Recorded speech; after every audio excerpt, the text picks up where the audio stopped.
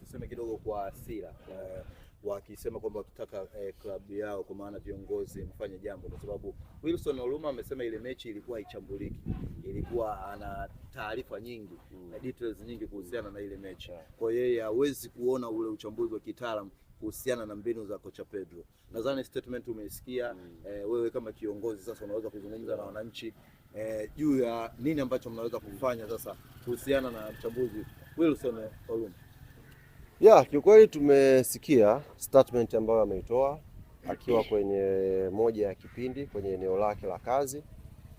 Tumefuatilia kile kipindi chote, tumesikia midahalo yote ambayo amezungumza kwenye kile kipindi, na sio tu yeye ambaye umemsema peke yake.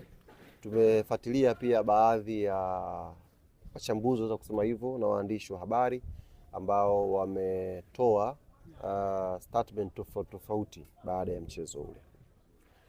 Kwanza nikiri, kama uongozi wa klabu ya Young Africans tumepokea jumbe nyingi, tumepokea simu nyingi kutoka kwa mashabiki na wanachama wa klabu yetu wakitushauri namna gani ya kuliendea hili jambo.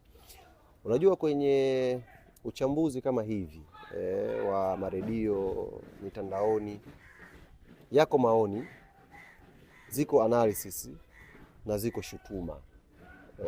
Kilichofanyika ni shutuma, sio uchambuzi.